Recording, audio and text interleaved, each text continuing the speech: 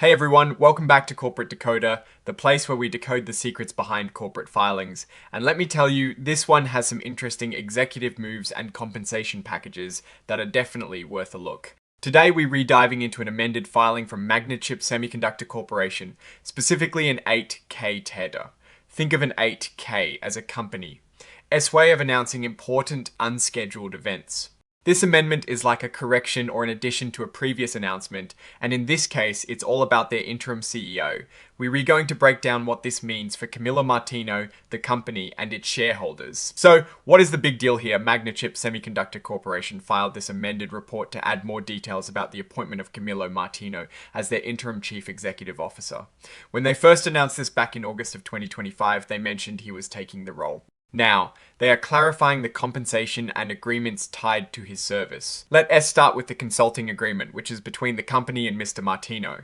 For his services, he is set to receive a pretty hefty sum of money, around $387,504 per year, paid out monthly. On top of that, he has been granted 105,484 restricted stock units, or RSUs. These RFUs are like a promise of company stock that Hell get, and they L fully vest, meaning Hell own them, on the earliest of either the 11th of August 2026, which is a year from when he became interim CEO, or if there is a change of control at the company. This is pretty standard stuff for executive compensation, designed to keep him motivated and aligned with the company's long-term success. It is important to note that this consulting gig doesn't remove his duties or authority as a director or chairman of the board, but he won to be getting paid under the company's regular director pay policy while as CEO.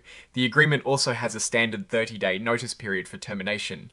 By either side though, the board can end it immediately with payment. Then there is the executive service agreement, which is with Magnachip Semiconductor Limited or MSK, the company's operating subsidiary in Korea. Here, Mr. Martino is appointed as MSK's representative director, taking over from the former CEO, Mr. YJ Kim, starting the 12th of August 2025.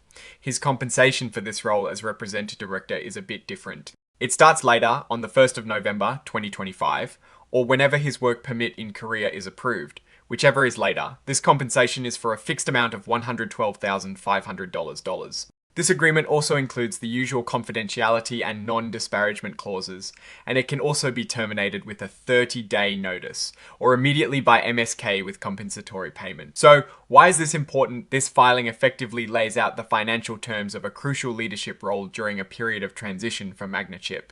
It shows how they are compensating their interim CEO, both for his overall leadership and for specific duties within their Korean subsidiary. This level of detail is vital for investors to understand the costs associated with leadership changes and the specific arrangements made to ensure smooth operations and strategic direction. The fact that these agreements were signed on the 30th of September 2025 is interesting given the CEO appointment was announced in August.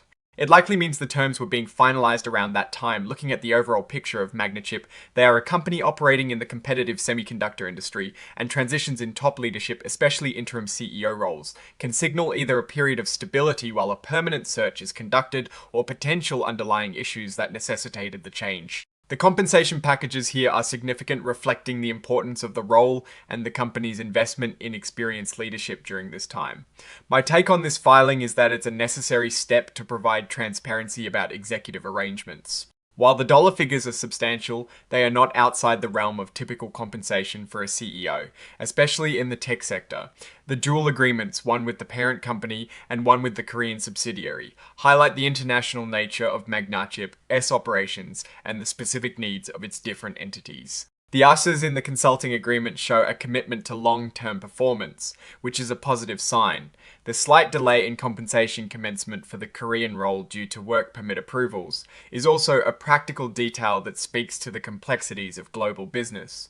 The key takeaway is that Magnachip is investing in leadership to navigate its path forward without seeing the broader financial health of the company from other recent filings. It is hard to definitively say if these expenses are a strain, but on their own, they represent a commitment to securing capable management.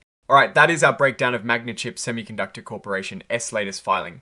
What is your take on these executive agreements and what they signal for the company? Future, drop your thoughts in the comments below. If this analysis was valuable, hitting that like button really helps us out, and subscribe for more deep corporate dives. Don't forget to check out our Discord server, linked in the description, to continue the conversation. Thanks for watching, see you next time.